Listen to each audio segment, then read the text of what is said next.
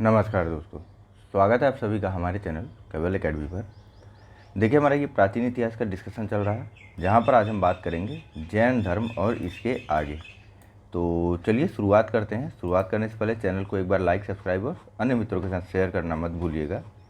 देखिए, आज कल आपके लिए शेड्यूल जारी किया गया था, जिसमें आज जो है जिसका वह पहला दिन है। और पहले दिन हम थोड़ा सा लेट हैं, क्योंकि शेड्यूल में थोड़ा सा परिवर्तन किया गया है, जिसके बारे में जो है आपको शाम से पता चल जाएगा। तो चलिए फिलहाल शुरू करते हैं और बात करते हैं क्वेश्चन नंबर 1 की, जहां पूछा जा रहा है कि जैन धर्म के संस्थापक हैं ए आर्य सुधर्मा, बी महावीर स्वामी, सी पार्श्वनाथ या फिर डी ऋषभ देव। चलिए, इसका जो सही आंसर है वह है ऑप्शन नंबर डी। जैन धर्म के संस्थापक जो है वह ऋषभ देव, या फिर इनका नाम एक अन्य नाम मिलता है आदिनाथ। ठीक है, ये जैन धर्म के संस्थापक माने जाते हैं। महावीर स्वामी जो है वह जैन धर्म के 24वें तीर्थंकर थे, और इन्होंने 6ठी सदी ईसा पूर्व में जैन धर्म के प्रचार प्रसार का कार्य किया था। बात करते हैं अगले प्रश्न की, जहां पूछा जा रहा है कि जैन धर्म के प्रथम तीर्थंकर कौन थे। ए पार्श्वनाथ, बी ऋषभदेव, सी महावीर, डी चेतक या फिर ई त्रिशला। चलिए, अभी अभी हमारी बात हुई, जैन धर्म के जो प्रथम तीर्थंकर थे वह ऋषभदेव थे। नेक्स्ट आगे बढ़ने से पहले थोड़ा सा यह श्वेतांबर और दिगंबर संप्रदाय के मध्य अंतर दिया हुआ है, और ऊपर जो है अन्य जैन ग्रंथों एवं उनके रचनाकारों के बारे में दिया हुआ है। इन्हें जान लेते हैं। देखिए, जैन ग्रंथ एक साइड हैं और दूसरी साइड उनके रचनाकार हैं। प्रश्नोत्तर के माध्यम से जो है ये सब चीज़ें बहुत कम मात्रा में आपको देखने को मिलेंगे, तो इसीलिए अभी देख लीजिए। देखिए, कल्पसूत्र की रचना जो है वह भद्रबाहु ने की थी। स्यादवाद मंजरी की रचना मल्लिसेन ने की थी। न्यायावतार की रचना सिद्धसेन दिवाकर ने किया था। न्याय दीपिका की रचना धर्मभूषण के द्वारा किया गया था। पंचविंशतिका की रचना पद्मनंदी के द्वारा की गई थी। परिशिष्टि पर्वन की रचना हेमचंद्र ने किया था। द्रव्य संग्रह की रचना नेमिचंद्र ने किया था। तत्वार्थ सूत्र की रचना उमा स्वामी के द्वारा किया गया था। श्लोक वार्तिक की रचना जो है विद्यानंद स्वामी ने की थी। और सबसे अंत में प्रवचन सार की रचना जो है कुंद कुंद ने किया था। ठीक है, ध्यान रखिएगा इसको। और थोड़ा सा यहाँ पर श्वेतांबर और दिगंबर संप्रदाय के मध्य अंतर जान लीजिए। तो देखिए, श्वेतांबर संप्रदाय के लोगों द्वारा श्वेत वस्त्र धारण किया जाता था, और दिगंबर संप्रदाय जो है वह नग्न रह करके तपस्या करते थे। श्वेतांबर संप्रदाय स्त्रियों के लिए मोक्ष प्राप्ति को संभव मानता था, जबकि दिगंबर जैन संप्रदाय जो है स्त्रियों के लिए मोक्ष प्राप्ति संभव नहीं बताता है। वहीं इस संप्रदाय के लोग यानी कि श्वेतांबर संप्रदाय के लोग जो है वह ज्ञान प्राप्ति के बाद भोजन ग्रहण में विश्वास करते हैं, जबकि दिगंबर मत के अनुसार जो है साधु भोजन नहीं ग्रहण करता है। वहीं श्वेतांबर संप्रदाय के मत के अनुसार महावीर स्वामी विवाहित थे, जबकि दिगंबर मत का मानना था कि महावीर स्वामी जो है वे अविवाहित थे। और सबसे अंत में जो श्वेतांबर संप्रदाय था उसका मानना था कि जो 19वें तीर्थंकर थे मल्लिनाथ, वे स्त्री थे, जबकि दिगंबर मत मानता है कि जो मल्लिनाथ जो थे वह पुरुष थे। ठीक है, चलिए बात करते हैं हम लोग प्रश्नोत्तर की, जहाँ पर पूछा जा रहा है कि जैन तीर्थंकर पार्श्वनाथ निम्नलिखित स्थानों में से मुख्यतः किससे संबंधित थे। ए वाराणसी, बी कौशाम्बी, सी गिरिब्रज या फिर डी चंपा। चलिए, इसका जो सही आंसर है वह है ऑप्शन नंबर ए। ठीक है, 23वें तीर्थंकर जो थे हमारे जैन धर्म के पार्श्वनाथ, वह वाराणसी से संबंधित थे। दरअसल यह वाराणसी के राजा अश्वसेन के पुत्र थे, और इनकी माता का नाम वामा देवी था। कुछ चिन्ह भी आवंटित किए जाते हैं जैन ग्रंथ के जो सभी तीर्थंकर हैं उनको, तो इनका जो चिन्ह था वह था सर्प का। ठीक है, थोड़े बहुत और चिन्हों की अगर बात करें तो जैसे कि हो गया, जो जैन धर्म के प्रथम तीर्थंकर हैं ऋषभदेव, इनका चिन्ह है बैल, और अजीतनाथ का चिन्ह है हाथी। ठीक है, अभी आगे जब जैन तीर्थंकरों का नाम आएगा तो वहाँ पर मैं आपको इनके बारे में बारी बारी से बता दूंगा। ठीक है, चलिए बात करते हैं अगले प्रश्न की। और खैर यहीं पर चिन्हों से संबंधित प्रश्न आ गया, तो सूचियाँ दी हुई हैं, इनको आपको सम्मिलित करना है। एक तरफ तीर्थंकर है और दूसरी तरफ प्रतिमा लक्षण है। ए आदिनाथ वृषभ, बी मल्लिनाथ अश्व, सी पार्श्वनाथ सर्प या फिर डी संभवनाथ जल कलश। कूट है आपके सामने। ए 1 4 3 2, बी 1 3 2 4, सी 2 4 3 1 या फिर डी 3 1 4 2। चलिए, इसका जो सही आंसर है वह है ऑप्शन नंबर ए। ठीक है, आपको पहले ही बताया गया था कि जो आदिनाथ या ऋषभ देव हैं वे एक ही हैं और इनका चिन्ह जो है या प्रतिमा जो लक्षण है वह है ऋषभ या फिर बैल। मल्लिनाथ का जो प्रतिमा लक्षण या फिर जो चिन्ह है वह है जल कलश, और इसके अलावा जो है पार्श्वनाथ का प्रतिमा चिन्ह है, अभी बात हुई थी ना इसके बारे में, सर्प। और सबसे अंत में जो बचते हैं वे बचते हैं संभवनाथ, और संभवनाथ का प्रतिमा चिन्ह अब क्या होगा? अश्व। ठीक है, देखिए आदिनाथ का चिन्ह है वृषभ या बैल, मल्लिनाथ का है जल कलश, पार्श्वनाथ का है सर्प और संभवनाथ का है अश्व। ठीक है, चलिए बात करते हैं हम लोग अगले प्रश्न के बारे में, जहाँ पूछा जा रहा है कि निम्नलिखित तीर्थंकरों पर विचार कीजिए तथा उनको सही कालक्रम अनुसार व्यवस्थित कीजिए। ए, पहला अभिनंदन, दूसरा विमलनाथ, तीसरा मुनि सुब्रतनाथ और चौथा पद्म प्रभु। कूट का प्रयोग करके आपको सही उत्तर देना है। ए है 1 4 2 3, बी 3 1 2 4, सी 4 3 1 2 या फिर डी 4 1 3 2। चलिए, इसका जो सही आंसर है वह है ऑप्शन नंबर ए, 1 4 2 और 3। आइए इन सभी कुछ जैन तीर्थंकरों के बारे में, जो कुल 24 जैन तीर्थंकर हुए हैं, इनके क्रम को हम लोग देखते हैं और क्रम के साथ साथ हम इनके प्रतिमा लक्षणों के बारे में भी बात करेंगे। चलिए देखते हैं।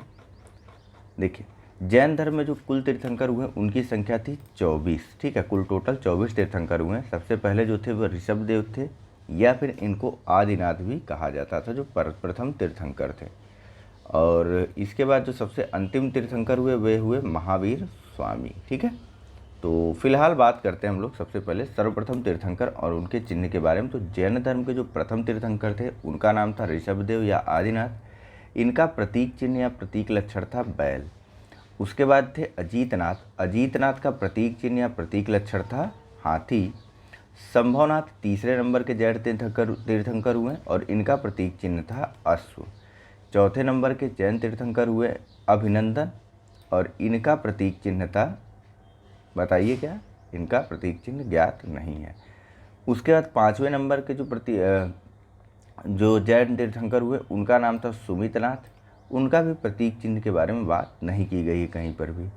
छठवें नंबर के जो जैन तीर्थंकर हुए पद्म प्रभु, इनका प्रतीक चिन्ह था कमल का। ठीक है, सातवें नंबर के जैन तीर्थंकर थे सुपार्श्वनाथ। इनका प्रतीक चिन्ह था स्वास्तिक, या फिर कहीं कहीं पर यह साथिया लिखा रहता है। क्या है? स्वास्तिक। किसका प्रतीक चिन्ह था? सुपार्श्वनाथ का। आठवें नंबर के जो जैन तीर्थंकर हुए उनका नाम था चंद्रप्रभु। नौवें जैन तीर्थंकर थे पुष्पदंत या फिर सुविधिनाथ। 10वें नंबर के जैन तीर्थंकर थे शीतलनाथ। 11वें नंबर पर श्रेयांसनाथ। 12वें पर वासुपूज्य। 13वें पर विमलनाथ। 14वें पर अनंतनाथ।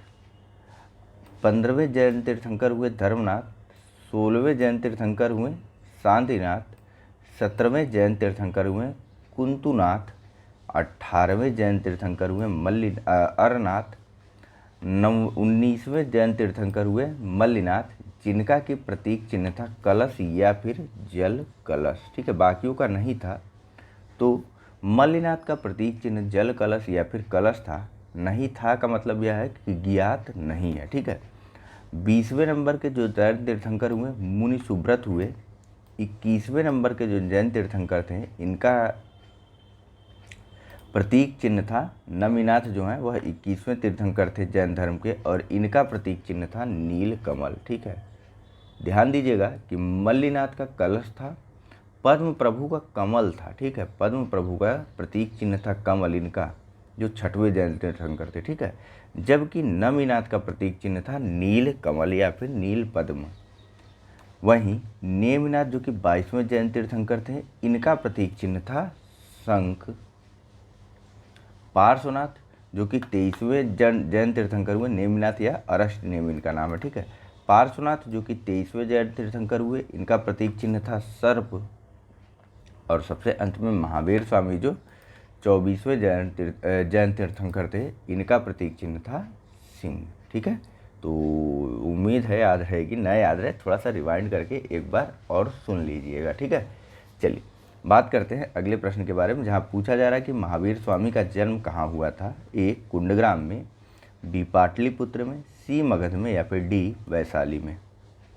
चलिए इसका जो सही आंसर है वह है ऑप्शन नंबर ए, ठीक है। महावीर स्वामी का जन्म जो है वह वैशाली के निकट कुंडलपुर या फिर कुंडग्राम में 599 ईसा पूर्व हुआ था। इनकी माता जो है वह वैशाली के लिच्छवी गणराज्य के चेटक की बहन थी और इनके पिता सिद्धार्थ जो है वे ज्ञात्रिक कुल के क्षत्रियों के संघ के प्रधान थे, ठीक है। चलिए बात करते हैं अगले प्रश्न के बारे में, और इनके बड़े भाई का नाम नंदीवर्धन था, जिनसे आज्ञा लेकर के ही इन्होंने घर छोड़ दिया था, ठीक है।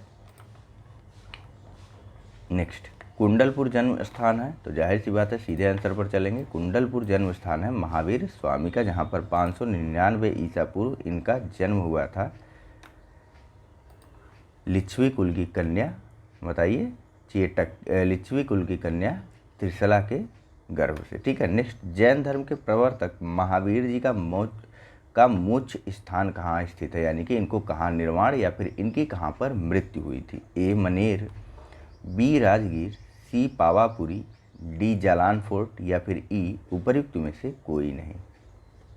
चलिए इसका जो सही आंसर है वह है ऑप्शन नंबर सी, ठीक है। महावीर स्वामी का जन्म जो है वह कुंडलपुर में हुआ था 599 ईसा पूर्व में, और 527 ईसा पूर्व में इनकी मृत्यु जो है वह पावापुरी में हो गई थी, ठीक है। पावापुरी कहाँ है, तो बिहार शरीफ के 8 किलोमीटर दक्षिण पूर्व में स्थित है, ठीक है, और यह जैनियों का प्रमुख तीर्थ स्थल है, ठीक। चलिए इनकी मृत्यु हुई थी कार्तिक कृष्ण अमावस्या को। नेक्स्ट, महावीर जैन की मृत्यु निम्नलिखित में से किस नगर में हुई थी, तो सीधे आंसर पर चलें, ऑप्शन नंबर सी पावापुरी में। कब, तो 527 ईसा पूर्व में।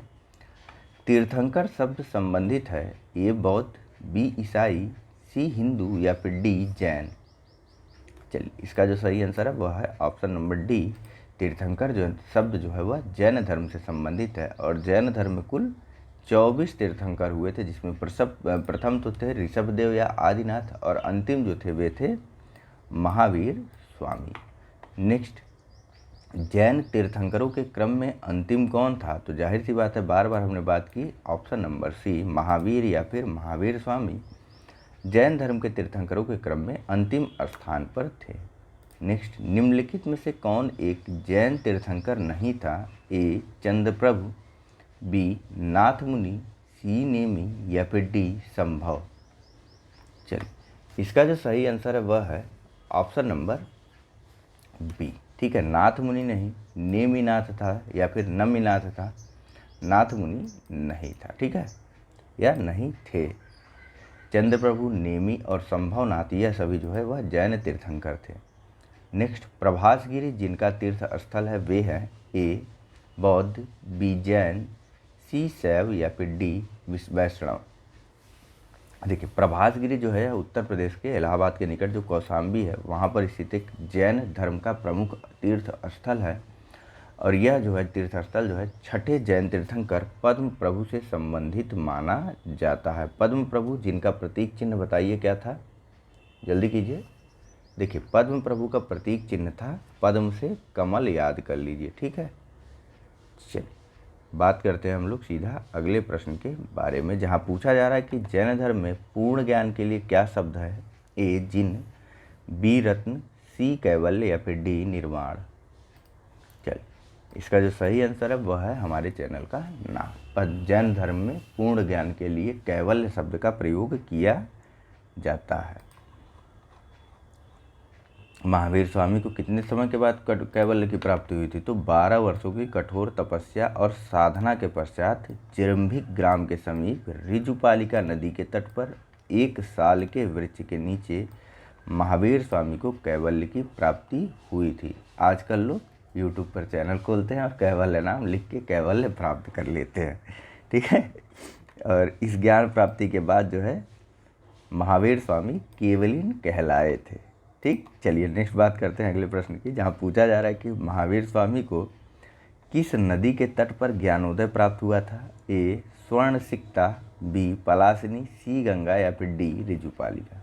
तो अभी अभी बात हुई, जृंभिक ग्राम के समीप ऋजुपालिका नदी के तट पर साल के वृक्ष के नीचे 12 वर्षों की कठोर तपस्या के उपरांत महावीर स्वामी को ज्ञान या फिर कैवल्य की प्राप्ति हुई थी। नेक्स्ट, त्रिरत्न सिद्धांत सम्यक धारण, सम्यक चरित्र और सम्यक ज्ञान जिस धर्म की महिमा है वह है ए बौद्ध धर्म, बी ईसाई धर्म, सी जैन धर्म या फिर डी इनमें से कोई नहीं। चलिए, इसका जो सही आंसर है वह है ऑप्शन नंबर सी। ठीक है, त्रिरत्न सिद्धांत है जैन धर्म के, यह सम्यक धारण, सम्यक चरित्र और सम्यक ज्ञान, ध्यान रखिएगा। ठीक है, जैन धर्म में इन तीनों को ही त्रिरत्न की संज्ञा दी जाती है जैन। नेक्स्ट, त्रिरत्न या फिर तीन रत्न जैसे सटीक ज्ञान, सच्ची आस्था और सच्ची क्रिया निम्न में से किससे संबंधित है? बौद्ध धर्म, हिंदू, जैन, ईसाई। इसका सही आंसर ऑप्शन नंबर सी।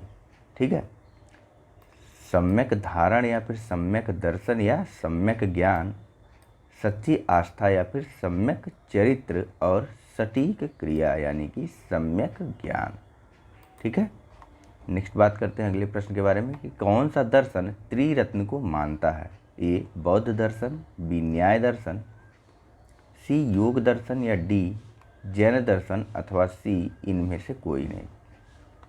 चलिए, यहाँ पर आंसर देने से इस प्रकार के प्रश्नों में बचिएगा जहाँ पर त्रिरत्न सिद्धांत आए और बौद्ध और जैन दोनों दर्शन आ जाए।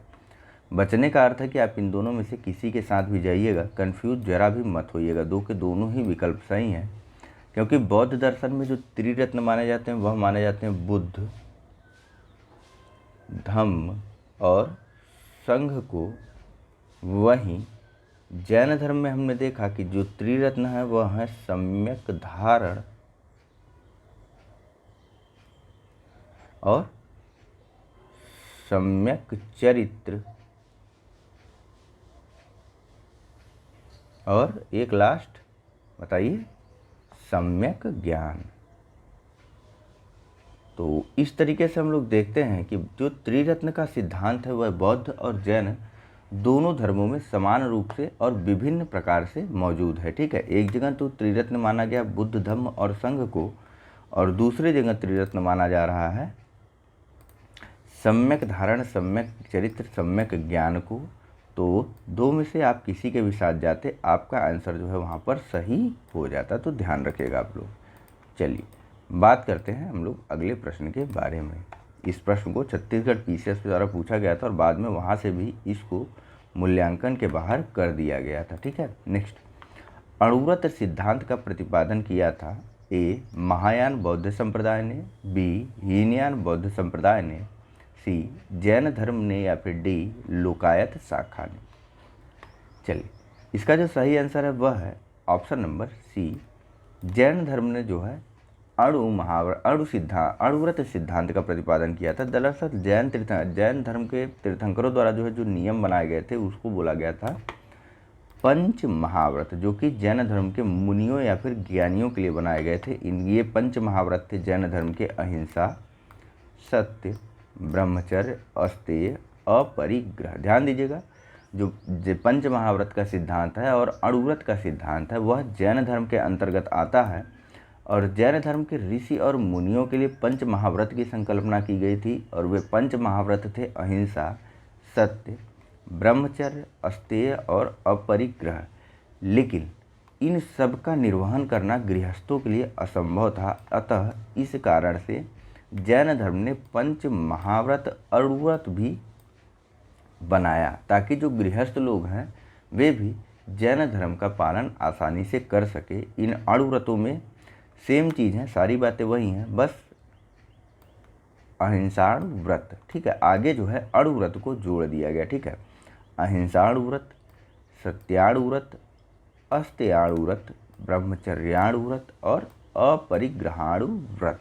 ठीक है, तो यह नियम जो थे, जो अणुव्रत थे जैन धर्म के, वह गृहस्थ जीवन में पालन करने के लिए बनाए गए थे। ठीक है, नेक्स्ट, स्यादवाद सिद्धांत है ए लोकायत धर्म का, बी शैव धर्म का, सी जैन धर्म का या फिर डी वैष्णव धर्म का। चलिए, इसका जो सही आंसर है वह है ऑप्शन नंबर बी। ठीक है, स्यादवाद जो है वह बी कह रहा है, ऑप्शन नंबर सी, स्यादवाद जो है वह जैन धर्म का सिद्धांत है क्या यह स्यादवाद? देखिए,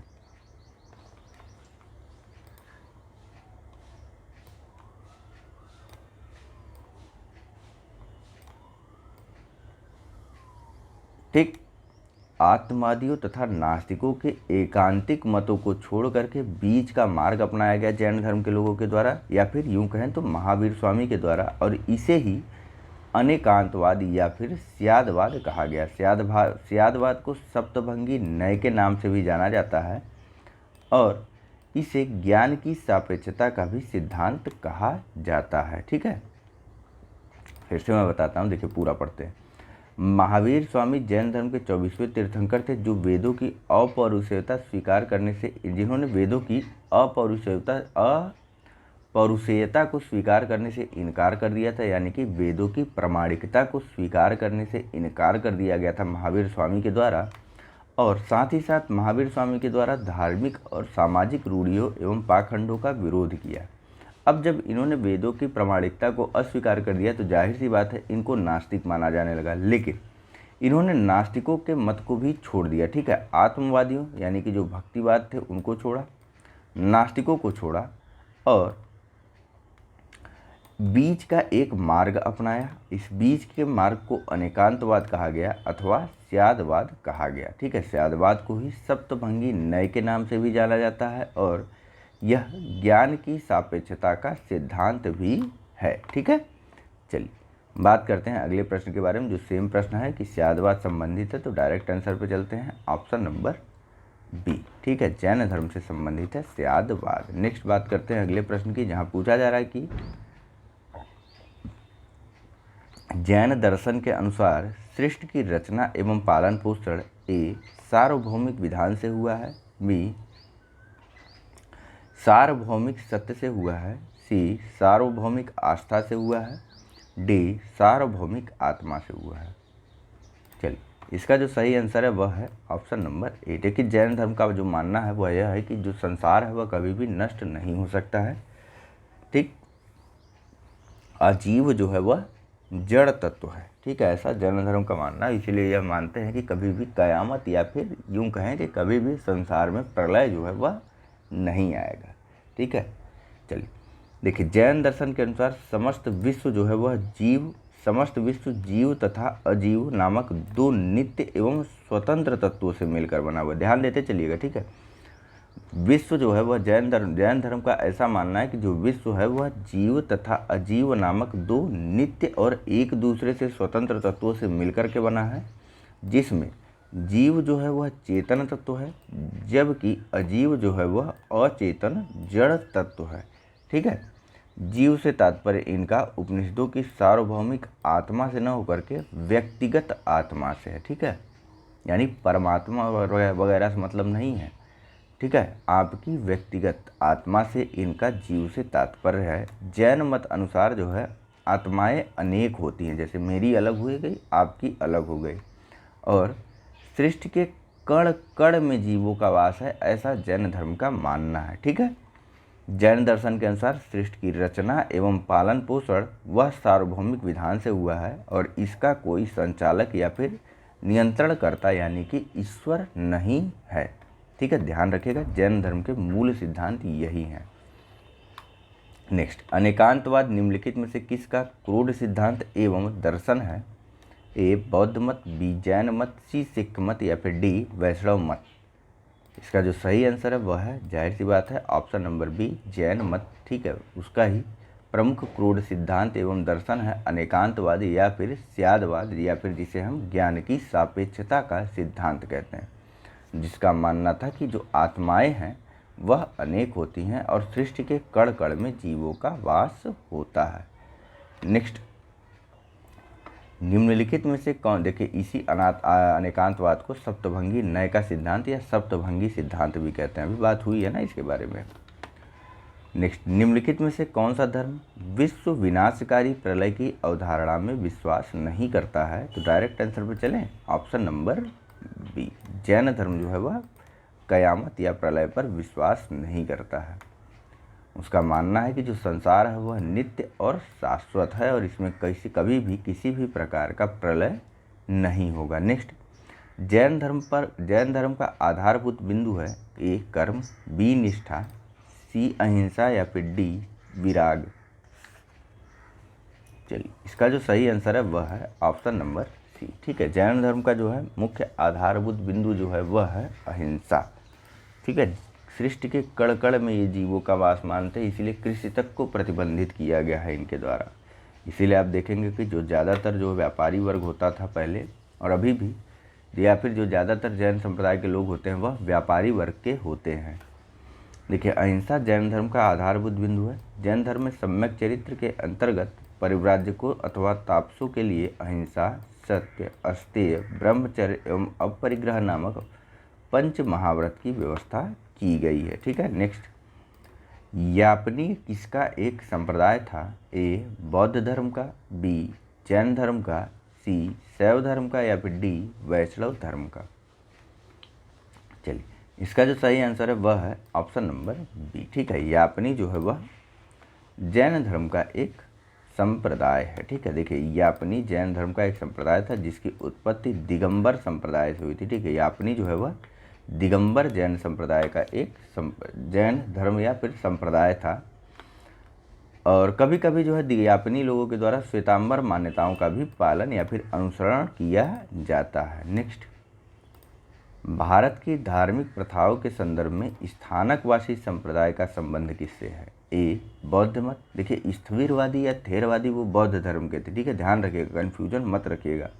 और स्थानकवासी जो है या जैन धर्म के श्वेतांबर संप्रदाय से संबंधित है, अभी आपसे बता दे रहा हूँ। ठीक है, भारत की धार्मिक प्रथाओं के संदर्भ में स्थानकवासी संप्रदाय का संबंध किससे है? तो सीधे आंसर पर अब चल सकते हैं ना, जैन मत से है। ये जैन मत के श्वेतांबर संप्रदाय से संबंधित है। ठीक है, और इसकी स्थापना जो है लुंका या फिर लोकांश के द्वारा की गई थी। ठीक है, देखिए, स्थानकवासी श्वेतांबर जैनों का एक संप्रदाय है। इसकी स्थापना 1476 में हुई थी। यह संप्रदाय अपने पूर्ववर्ती सुधारवादी संप्रदाय लुंका जिसकी स्थापना लुंकासा ने की थी, उसी से उत्पन्न हुआ था। इन स्थानकवासी लोगों संप्रदाय के जैनियों द्वारा जो है मूर्ति की पूजा नहीं की जाती है। ठीक है, स्थविरवादी जैन धर्म पे थे, बौद्ध धर्म के थे। स्थानकवासी जो है श्वेतांबर जैन है। ठीक है, ध्यान रखिएगा। और यापनी जो है वह दिगंबर जैन है, यथापि उनके द्वारा कभी कभी जो है वह श्वेतांबर संप्रदाय के कुछ मान्यताओं का पालन या अनुसरण किया जाता है। नेक्स्ट, निम्नलिखित में से कौन सबसे पूर्वकालिक जैन ग्रंथ कहलाता है? ए 12 अंग, बी 12 उपांग, सी 14 पूर्व या फिर डी 14 उप पूर्व। चलिए, इसका जो सही आंसर है वह है ऑप्शन नंबर सी। ठीक है, सबसे प्रथमतया लिखा गया जो जैन ग्रंथ था वह था 14 पूर्व। ठीक है, पूर्वकालिक जैन ग्रंथ। देखिए, 14 पूर्व के विषयों में जानने वाले जो अंतिम व्यक्ति थे वे थे भद्रबाहु। ठीक है, देखिए, 14 पूर्व प्राचीनतम जैन ग्रंथ है। अंतिम नंद राजा के समय में संभूति विजय तथा भद्रबाहु जो है वह जैन संघ के अध्यक्ष थे तथा ये महावीर स्वामी द्वारा प्रदत्त 14 पूर्वों के विषय में जानने वाले अंतिम व्यक्ति थे। ठीक है, चलिए बात करते हैं नेक्स्ट प्रश्न की, जहां पूछा जा रहा है कि प्रारंभिक जैन साहित्य निम्नलिखित में से किस भाषा में लिखे गए थे? ए अर्धमागधी, बी पाली, सी प्राकृत या फिर डी संस्कृत। चलिए, इसका जो सही आंसर है वह है ऑप्शन नंबर ए। प्रारंभिक जैन साहित्य को अर्धमागधी भाषा में लिखा गया था।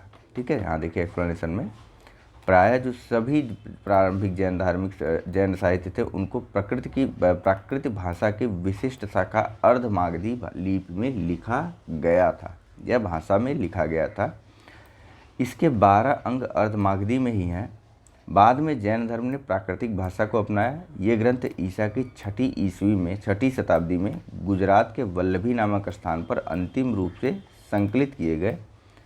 आज जैन साहित्य के आज कोई भी साहित्य वह सभी की सभी भाषाओं में उपलब्ध है। नेक्स्ट, निम्नलिखित में से कौन सा स्थल पार्श्वनाथ से संबद्ध होने के कारण जैन सिद्ध क्षेत्र माना जाता है? ए चंपा, बी पावा, सी सम्मेद शिखर या फिर डी उर्जयंत। चलिए, इसका जो सही आंसर है वह है ऑप्शन नंबर सी। ठीक है, सम्मेद शिखर पर ही पार्श्वनाथ जो जैन धर्म के 23वें तीर्थंकर थे उनकी मृत्यु या फिर उनको निर्वाण की प्राप्ति हुई थी। देखिए, जैन धर्म के 23वें तीर्थंकर थे पार्श्वनाथ। इनका जन्म वाराणसी में हुआ था और ये महावीर स्वामी से 250 वर्ष पूर्व थे, यानी कि 250 वर्ष पूर्व इनका जन्म हुआ था। महावीर स्वामी जो कि पार्श्वनाथ जो कि जैन धर्म के 23वें तीर्थंकर थे, इनके पिता जो है वह वाराणसी या काशी के इक्ष्वाकुवंशी अश्वसेन थे और इनकी माता का नाम वामा देवी था। 30 वर्ष की आयु में ही पार्श्वनाथ के द्वारा गृह त्याग करके अपना जीवन वैराग्य और तपश्चर्या में लगाया गया था। इन्होंने वाराणसी के निकट ही आश्रम पद उद्यान में समाधिस्थ होकर के कठिन तपस्या की थी और अंत में 84वें दिन इनको कैवल्य या फिर ज्ञान की प्राप्ति हो गई थी। ठीक है, और इनका जो परिनिर्वाण हुआ था वह हुआ था सम्मेद पर्वत या सम्मेद शिखर पर। इसी कारण वह जैन धर्म का स्थल माना जाता है। नेक्स्ट, निम्नलिखित में से कौन सा आरंभिक जैन साहित्य का भाग नहीं है? ए थेरी गाथा, बी आचरांग सूत्र, सी सूत्र कृतांग या फिर डी बृहद कल्प सूत्र। चलिए, इसका जो सही आंसर है वह है ऑप्शन नंबर ए। ठीक है, थेरी गाथा जो है यह थेरवाद से संबंधित है। थेरवाद जो है वह स्थविरवाद को बोला जाता है और वह किससे संबंधित है? तो बौद्धों से संबंधित है। ठीक है, तो थेरी गाथा किसका ग्रंथ होगा? बौद्ध साहित्य का ग्रंथ होगा। ठीक है, बाकी सभी जो हैं वह जैन साहित्य के सूत्र हैं। फिर चाहे वह आचरांग सूत्र हो, सूत्र कृतांग हो, बृहद कल्प सूत्र हो। ठीक है, कंफ्यूज मत होइएगा कि कहाँ से नया आ गया, बार बार बौद्ध धर्म में कुछ न कुछ बढ़ता जा रहा है। जब हमने बौद्ध धर्म देखा था तो उसमें इन सारी चीज़ों को हमने देखा था। नेक्स्ट, कुछ भी नया या अलग से नहीं बढ़ता है। जैन संप्रदाय में प्रथम विभाजन के समय श्वेतांबर संप्रदाय के संस्थापक थे। ए स्थूलभद्र, बी भद्रबाहु, सी कालकाचार्य या फिर डी देवर्धि क्षमा श्रवण। चलिए, इसका जो सही आंसर है वह है ऑप्शन नंबर ए। ठीक है, स्थूलभद्र जो है वह श्वेतांबर संप्रदाय के संस्थापक थे। भद्रबाहु जो है वह दिगंबर संप्रदाय के संस्थापक थे। ठीक है, ये लोग वहाँ रह गए थे, क्या कहते हैं, मगध में ही रह गए थे जब अकाल वगैरह पड़ा था स्थूलबाहु के नेतृत्व में। स्थूलबाहु कह रहा हूँ, स्थूलभद्र के नेतृत्व में। देखिए, मौर्य काल में मगध में अत्यंत भीषण अकाल पड़ा था और इस कारण वहाँ रहने वाले जैन संघ के भद्रबाहु श्रुत केवली ने अपने अनुयायियों को लेकर के ये दक्षिण में चले गए और जैन संघ का यह भाग दक्षिण मैसूर के पुन्नाट प्रदेश में बस गया। भद्रबाहु के नेतृत्व में, ध्यान रखिएगा, भद्रबाहु के नेतृत्व में दक्षिण चले गए थे। ठीक है, अकाल समाप्त होने के बाद भद्रबाहु अपने अनुयायियों के साथ पुनः वापस लौटा, लेकिन जैन संघ के नियमों को लेकर के भद्रबाहु और स्थूलभद्र के बीच मत वैभिन्न हो गया या फिर मत विभाजन हो गया। स्थूलभद्र अकाल के समय मगध में ही रहा था और उनके अनुयायी भी वहीं रहे थे और स्थूलभद्र ने अपने अनुयायियों को या अपने शिष्यों को उपदेश दिया कि वे भैया सफ़ेद वस्त्र धारण कर ले। ठीक है, इस कारण ये श्वेतांबर कहलाए, जिनका वस्त्र जो है वह श्वेत है। किंतु भद्रबाहु ने निर्वस्त्र रहने के लिए अपने अनुयायियों को शिक्षा दी थी, इस कारण ये दिगंबर कहलाए, यानी दिग यानी आकाश का पर्यायवाची होता है। तो जिनका अंबर, जिनका या फिर जिनका वस्त्र ही आकाश है वे कहलाए दिगंबर और वे किसके नेतृत्व में रहे? वे रहे भद्रबाहु के नेतृत्व में। ठीक है, नेक्स्ट बात करते हैं अगले प्रश्न की, जहाँ पूछा जा रहा है कि भगवान महावीर का प्रथम शिष्य था ए जमाली, बी योसुद, सी विपिन या फिर डी प्रभास। चलिए, इसका जो सही आंसर है वह है ऑप्शन नंबर ए। ठीक है, भगवान महावीर का प्रथम शिष्य उनका दामाद जमाली था। ठीक है, देखिए, भगवान महावीर का जन्म जो है वह क्षत्रिय सामंत सिद्धार्थ के यहाँ 599 ईसा पूर्व में हुआ था। इनकी पत्नी का नाम यशोदा था। उनसे इनको प्रियदर्शना नामक एक पुत्री उत्पन्न हुई। उस पुत्री का विवाह जमाली नाम के क्षत्रिय से हुआ था, जो बाद में महावीर स्वामी का अनुयायी और उनका प्रथम शिष्य बन गया था। नेक्स्ट, महावीर स्वामी का प्रथम अनुयायी कौन था? तो डायरेक्ट आंसर चलते हैं, उनका दामाद जमाली। नेक्स्ट, किस जैन सभा में अंतिम रूप से श्वेतांबर आगम का संपादन हुआ? श्वेतांबर यानी किसके नेतृत्व में बताइए? स्थूल भद्र के नेतृत्व में। ये लोग कहाँ रह गए थे? ये लोग रह गए थे मगध में ही। किस जैन सभा में अंतिम रूप से श्वेतांबर आगम का संपादन हुआ? ए वैशाली में, बी वल्लभी में, सी पावा में, या फिर डी पाटलिपुत्र में।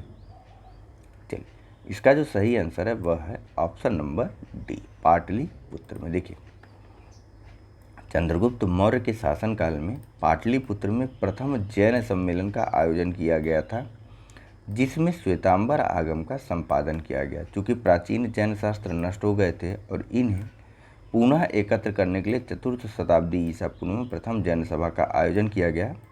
भद्रबाहु के अनुयायियों ने कभी भी किसी भी संगत में भाग नहीं लिया था। ठीक है, ध्यान रखिएगा आप लोग।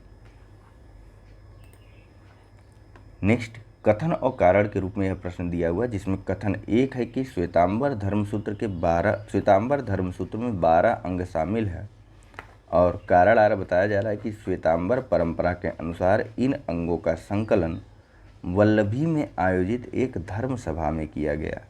ए, कथन एवं कारण दोनों सही हैं। बी, कथन एक गलत है लेकिन कथन 2 सही है। सी, कथन एक एवं कथन 2 दोनों ही सही हैं। सी, कथन एक सही है लेकिन कथन 2 गलत है।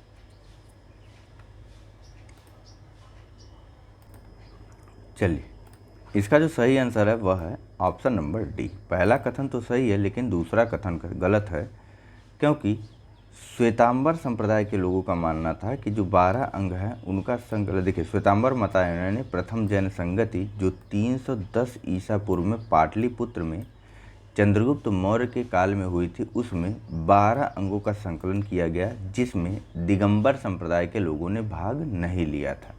दरअसल दिगंबरों का मानना था कि महावीर की शिक्षाएं या 12 अंगों का ज्ञान जो है वह लुप्त हो चुका है, और इस कारण इन्होंने इस सभा में या प्रथम जैन संगति में भाग नहीं लिया था। नेक्स्ट, निम्न कथनों पर विचार कीजिए। पहला, वर्धमान महावीर की माता लिच्छवी के मुख्य चेटक की पुत्री थी। दूसरा, गौतम बुद्ध की माता कोलीय राजवंश की राजकुमारी थी। और तीसरा, 23वें तीर्थंकर पार्श्वनाथ बनारस से थे। आपको इनमें से बताना है कि कौन सा कथन सही है। ऑप्शन है आपके पास ए केवल 1, बी केवल 2, सी 2 और 3, या फिर डी 1, 2 तथा 3। चलिए, इसका जो सही आंसर है वह है ऑप्शन नंबर बी। दूसरा और तीसरा गलत कथन सही है। वर्धमान महावीर की माता जो है वह लिच्छवी के मुख्य चेटक की पुत्री नहीं, बहन थी। ठीक है, इस कारण जो ये थे मातृपक्ष से जो है यह हर्यक वंश से या हर्यक शासक बिंबसार और अजातशत्रु के निकट संबंधी थे महावीर स्वामी। ठीक, महावीर स्वामी की माता का नाम था क्या? तो इनकी माता का नाम त्रिशला या विदेह दत्ता था। बाकी दोनों कथन सही हैं और इनके बारे में काफ़ी बार हमारी बातें हुई हैं। नेक्स्ट, प्राचीन जैन धर्म के संबंध में निम्नलिखित कथनों में से कौन सा एक सही है? ए, स्थूल भाव के नेतृत्व में दक्षिण भारत में जैन धर्म का प्रचार हुआ। बी, पाटलिपुत्र में हुई परिषद के पश्चात जो जैन धर्म के लोग भद्रबाहु के नेतृत्व में रहे वे श्वेतांबर कहलाए। सी, प्रथम शतक ईसा पूर्व में जैन धर्म को कलिंग के राजा खारवेल का समर्थन मिला। डी, बौद्धों के विपरीत जैन धर्म की प्रारंभिक अवस्था में जैन धर्म के लोग चित्रों का पूजन करते थे। चलिए जल्दी कीजिए। इसका जो सही आंसर है वह है ऑप्शन नंबर सी। ठीक है, स्थूल बाहु के नेतृत्व में नहीं, भद्रबाहु के नेतृत्व में सभी जो जैन धर्म के कुछ लोग थे वे चले गए आपका दक्षिण में कहाँ? तो मैसूर के पुन्नाट क्षेत्र में चले गए थे, और वहाँ पर भद्रबाहु के ही नेतृत्व में दक्षिण भारत में जैन धर्म का प्रचार प्रसार की शुरुआत हुई थी। ठीक है, और जो लोग भद्रबाहु के संपर्क में आए थे वे श्वेतांबर नहीं, वे दिगंबर कहलाए थे। ठीक है, श्वेतांबर कहलाने वाले वे व्यक्ति थे जो कि स्थूल भाव के नेतृत्व में थे। ठीक है, और बाकी यह कथन सही है। और बौद्धों के विपरीत जैन धर्म के लोगों के द्वारा आरंभिक जो जैन धर्म के लोग थे वह किसी भी प्रकार के चित्र की पूजा नहीं करते थे। ठीक है, देखिए यहाँ पर अब एक्सप्लेनेशन पे चलते हैं। देखिए, जो कलिंग का चेदी वंशी शासक खारवेल था वह जैन धर्म का अनुयायी था। उसने जैन धर्म के साधुओं संतों को विभिन्न प्रकार का संरक्षण के साथ साथ विभिन्न प्रकार के दान भी दिए और खारवेल के द्वारा जो है भुवनेश्वर के पास उदयगिरी तथा खंडगिरी की पहाड़ियों को कटवा करके जैन भिक्षुओं के निवास के लिए गुहा विहार भी बनवाए गए थे। ठीक है, चलिए बात करते हैं हम लोग अगले प्रश्न के बारे में, जहाँ पूछा जा रहा है कि निम्नलिखित में से कौन सा कथन जैन सिद्धांत के अनुरूप है। पहला, कर्म को विनिष्ट करने का सुनिश्चित मार्ग तपश्चर्या है। दूसरा, प्रत्येक वस्तु में चाहे वह सूक्ष्मतम कण हो आत्मा होती है। तीसरा, कर्म आत्मा का विनाशक है और अवश्य इसका अंत करना चाहिए। कूट का प्रयोग करके आपको सही उत्तर देना है। ऑप्शन है ए केवल 1, बी केवल 2 और 3, सी केवल 1 और 2 या फिर डी 1, 2 और 3। चलो, इसका जो सही आंसर है वह है ऑप्शन नंबर डी। सभी के सभी 3 के तीनों ही कथन सत्य हैं। देखिए, जैन धर्म का ऐसा मानना था, हमने इसके बारे में बात की थी कि सृष्टि के कण कण में जीव या फिर आत्मा होती है। ठीक है, और इस सिद्धांत में यानी कि इस जो जैन धर्म का जो सिद्धांत वह कहता है कि कर्म को जो है वह बंधन का कारण मानता है और जो सूक्ष्मतम तत्व जैन धर्म द्वारा माना जाता है वह है भू तत्व। ठीक है, जैन धर्म ऐसा मानता है कि जो सूक्ष्मतम तत्व भू तत्व है वह जीव में प्रवेश करता है और उसे नीचे की ओर खींच लाता है। ठीक है, और जब कर्म का जीव की ओर प्रवाह रुक जाता है तो उस अवस्था को संवर कहा जाता है। ध्यान रखिएगा प्रत्येक शब्द पर। जब कर्म का जीव की ओर प्रवाह रुक जाता है, यानी कर्म जो है, यह मान लीजिए यह जीव है कोई, इसकी तरफ यह जो कर्म जा रहा है, जब इसका प्रवाह रुक जाएगा तो इस जीव की इस अवस्था को संवर बोला जाएगा। ठीक है, अब चलिए आगे चलते हैं। और जब जीव में मौजूद पूर्व कर्मों का विनाश होने लगता है, भाई जीव है तो उसने पिछले भी टाइम में या पहले भी कुछ ना कुछ तो कर्म किया होगा ना, लेकिन जब इसमें मौजूद इन पहले के कर्मों का विनाश होने लगता है, यानी कि ये धीरे धीरे कम होने लगते हैं, तो इस अवस्था को जैन धर्म में निर्जरा कहा जाता है। ठीक है, पूर्व में मौजूद कर्मों के विनाश को निर्जरा कहा जाता है और कर्म का जीव की ओर प्रवाह को रुक जाने को जैन धर्म में संवर कहा जाता है। जैन धर्म द्वारा सूक्ष्मतम तत्व भूतत्व माना जाता है, जो जीव में प्रवेश करके उसको संसार की ओर खींच लाता है। ठीक है, जैनियों का विश्वास है कि प्रत्येक जीव अपने पूर्व संचित कर्मों के अनुसार ही शरीर धारण करता है। ठीक है, जब जीव से कर्म का अवशेष बिल्कुल समाप्त हो जाता है तो उस स्थिति को जैन धर्म में मोक्ष माना जाता है।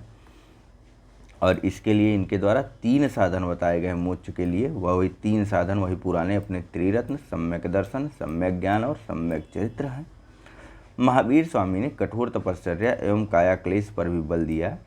मोक्ष के पश्चात जीव आवागमन के चक्र से छुटकारा पा जाता है तथा वह अनंत चतुष्टय को प्राप्त करता है। ठीक है, त्रिरत्न के माध्यम से कोई भी व्यक्ति अनंत चतुष्टय प्राप्त कर सकता है और वह अनंत चतुष्टय है अनंत ज्ञान, अनंत दर्शन, अनंत वीर्य और अनंत सुख। ठीक है, चलिए बात करते हैं हम लोग अगले प्रश्न के बारे में, जहाँ पूछा जा रहा है कि समाधि मरण किस दर्शन से संबंधित है। ऑप्शन है आपके पास ए बौद्ध धर्म या फिर बी जैन दर्शन। बाकी 2-3 छोड़िए। इसका जो सही आंसर है वह है ऑप्शन नंबर बी। ठीक है, समाधि मरण या संथारा प्रथा या संलेखना प्रथा जो है यह जैन धर्म से संबंधित है। ठीक है, देखिए यहाँ पर संलेखना को ही समाधि मरण या संथारा कहा जाता है। इसमें होता क्या है कि जीवन के अंतिम समय में मृत्यु के निकट जाकर के स्वेच्छा से अपनाई जाने वाली यह एक जैन प्रथा है, जिसमें व्यक्ति अपना खाना पीना स्वयं से ही त्याग देता है। ठीक है, देखिए दिगंबर जैन शास्त्र में इस व्यवस्था को समाधि मरण या संलेखना कहा जाता है, वहीं श्वेतांबर साधना पद्धति में इस अवस्था को संथारा कहा जाता है। ठीक है, चीज़ एक ही है, बस नाम अलग अलग है। नेक्स्ट, निम्नलिखित कथनों पर विचार कीजिए। पहला, दक्षिण भारत के इक्ष्वाकु शासक बौद्ध मत के विरोधात्मक थे। दूसरा, पूर्वी भारत के पाल शासक बौद्ध मत के समर्थक थे। आपको बताना है कि उपरोक्त में से कौन सा कथन सही है। ऑप्शन है ए केवल एक, बी केवल दो, सी दोनों एक और दो, या फिर डी न तो एक और न ही दो। चलिए, इसका जो सही आंसर है वह है ऑप्शन नंबर बी, केवल और केवल दूसरा कथन सही है। देखिए, दक्षिण भारत के जो शासक थे वो बौद्ध मत के विरोधी नहीं थे, क्योंकि जो उनकी रानियां थी वह पूरी की पूरी तरीके से बौद्ध थी या बौद्ध मतावलंबी थी। देखिए, दक्षिण भारत में तृतीय और चतुर्थ शताब्दी ईस्वी के दौरान आंध्र प्रदेश में या फिर आंध्र क्षेत्र में इक्ष्वाकु वंश का शासन था। इस वंश के यहाँ पर यानी कि इक्ष्वाकु वंश के कुल 7 शासक हुए, और जिनकी लगभग सभी रानियाँ जो है वह बौद्ध मतावलंबी थी। नागार्जुन कोंडा स्थित मूर्तियों में आपको बुद्ध की विशाल मूर्तियाँ देखने को मिल जाएंगी। यद्यपि इक्ष्वाकुओं ने वैदिक धर्म का पालन तो किया, लेकिन चूंकि रानियाँ जो है वह बौद्ध मतावलंबी थी तो उन्होंने बौद्ध धर्म का भी समर्थन किया था। वहीं बंगाल का जो पाल वंश था वह तो बौद्ध मत का महत्वपूर्ण या फिर यूं कहें तो बौद्ध मत का जो है प्रबल समर्थक हुआ था। ठीक है, चलिए बात करते हैं अगले प्रश्न के बारे में, जहां पूछा जा रहा है कि आजीवक संप्रदाय के संस्थापक थे ए आनंद, बी राहुल भद्र, सी मक्खली गोसाल, या फिर डी उपाली। इसका जो सही आंसर है वह है option number C, Makkhali Gosal, या फिर इनका एक अन्य नाम आपको गोसाल देखने को मिल जाता है। यह आजीवक संप्रदाय के संस्थापक थे। प्रारंभ में देखिए मक्खली गोसाल जो है वह महावीर स्वामी के ही शिष्य थे, लेकिन बाद में मनभेद और मतभेद हो जाने के कारण इन्होंने महावीर स्वामी की शिष्यता को त्याग करके आजीवक नामक स्वतंत्र संप्रदाय की स्थापना की। ठीक है, इनका मत जो है वह नियतिवाद कहा जाता है, और इसका मानना है, इस नियतिवाद मत का या आजीवक संप्रदाय का मानना है कि संसार की प्रत्येक वस्तु भाग्य द्वारा पूर्वतः नियंत्रित और संचालित होती है। ठीक है, भाग्यवादी भी बोला जाता है इनको। अब नियतिवादी भाग्यवादी एक ही बात हो गई है कि नहीं। नेक्स्ट, निम्नलिखित में से किसने प्रतिपादित किया कि भाग्य ही सब कुछ निर्धारित करता है, मनुष्य असमर्थ होता है? ए जैनियों ने, बी बौद्धों ने, सी आजीविकों ने, या फिर डी मीमांसकों ने। चलिए, इसका जो सही आंसर है वह है ऑप्शन नंबर सी। ठीक है, आजीविकों का मानना था कि भाग्य ही सब कुछ निर्धारित करता है और मनुष्य जो है वह असमर्थ होता है, यानी कि नियतिवाद। संस्थापक कौन? मक्खली पुत्र गोसाल, या फिर मक्खली गोसाल, या फिर गोसाल। संप्रदाय जो नियति की अटलता में विश्वास करता था, ए जैन, बी आजीवक, सी चारवाक, या फिर डी बौद्ध। तो जाहिर सी बात है सीधे answer option number B. Next, दो सूचियाँ दी हुई हैं, एक तरफ विभिन्न आचार्यों के नाम दिए हुए हैं और एक तरफ जो है विभिन्न सिद्धांत दिए हुए हैं उनके, आपको इनको सुमेलित करना है। पहले नंबर पर है ए लकीलुस आजीवक, नागार्जुन शून्यवाद, भद्रबाहु पाशुपत, गोसाल जैन। ऑप्शन है आपके पास ए 2 3 4 1, सी 3 2 4 1, सी 1 2 3 4, डी 3 1 4 2। चलिए, इसका जो सही आंसर है वह है ऑप्शन नंबर बी। ठीक है, 3 2 4 1। लकीलुस जो थे वह पाशुपत संप्रदाय के संस्थापक थे। नागार्जुन के द्वारा जो है वह शून्यवाद या फिर माध्यमवाद का स्थापना की गई थी। भद्रबाहु जो है वह किस सिद्धांत के समर्थक थे? तो भद्रबाहु जो थे वह जैन थे और इनके द्वारा दिगंबर संप्रदाय की स्थापना की गई थी। ठीक है, और सबसे अंत में यदि बात करें हम लोग किसकी, पेन का कलर लेने में मैं कन्फ्यूज हूँ, तो गोसाल की, तो गोसाल ने आजीवक संप्रदाय की स्थापना की थी। ठीक है, देखिए लकीलुस के द्वारा जो है पाशुपत संप्रदाय की बात की गई थी, नागार्जुन ने शून्यवाद स्थापित किया था, भद्रबाहु जो है वह एक दिगंबर जैन थे, और अंत में गोसाल जो है वे आजीवक सिद्धांत के समर्थक थे। बात करते हैं हम लोग अगले प्रश्न की, जहां पूछा जा रहा है कि बराबर की गुफाओं का उपयोग किसने आश्रय गृह के रूप में किया? ए आजीविकों ने, बी थारुओं ने, सी जैनों ने, या फिर डी तांत्रिकों ने।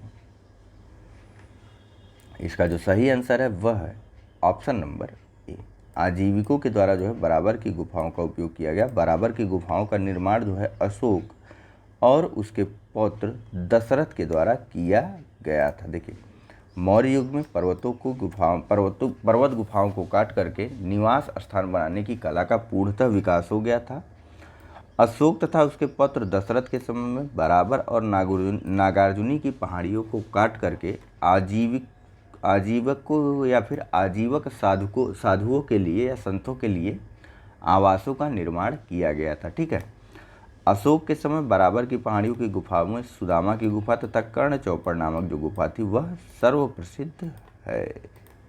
बात करते हैं हम लोग अगले प्रश्न के बारे में, जहां पूछा जा रहा है कि उत्तर प्रदेश में बौद्ध एवं जैनियों दोनों की प्रसिद्ध तीर्थ स्थली है। ए सारनाथ, बी कौशाम्बी, सी कुशीनगर या फिर डी देवी पाटन।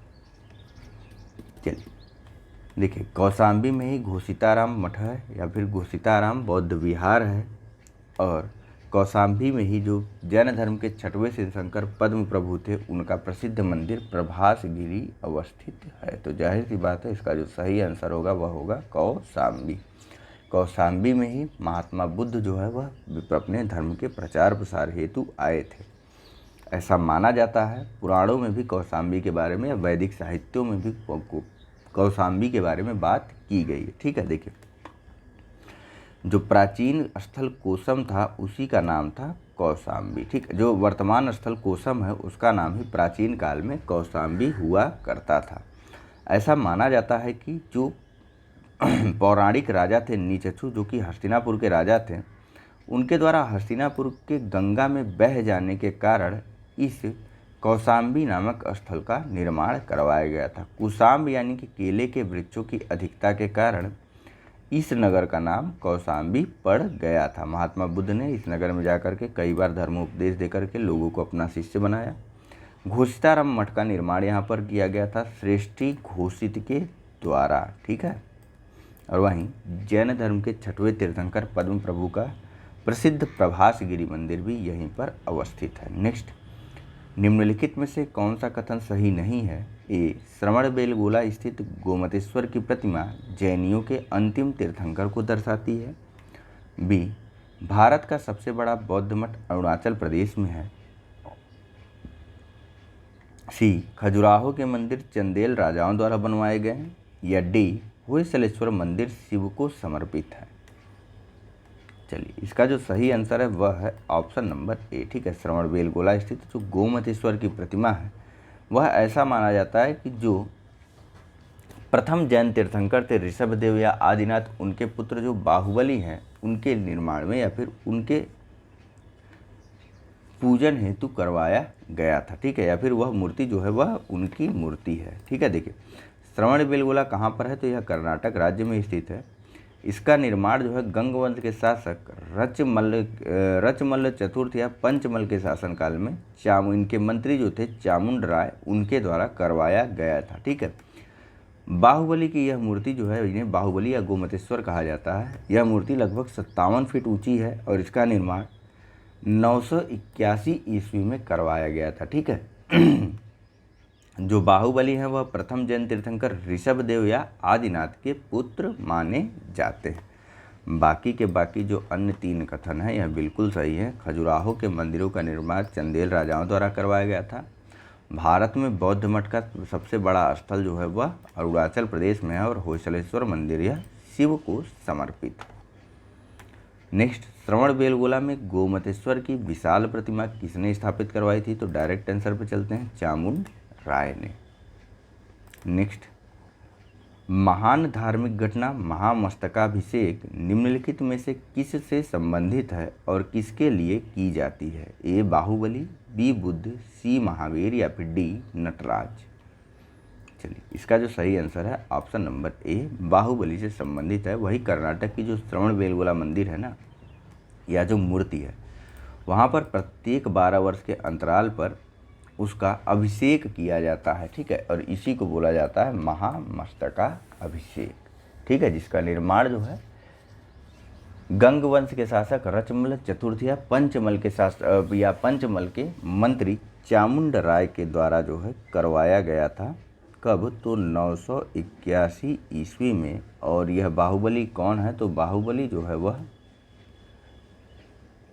महेंद्र सिंह बाहुबली नहीं है। ठीक है, ये जो है बोला जाता है ऋषभदेव के पुत्र, या फिर जो जैन धर्म के प्रथम तीर्थंकर ऋषभदेव अथवा आदिनाथ हैं उनके पुत्र बाहुबली को। ठीक है, इसको गोमतेश्वर भी बोला जाता है, गोमतेश्वर।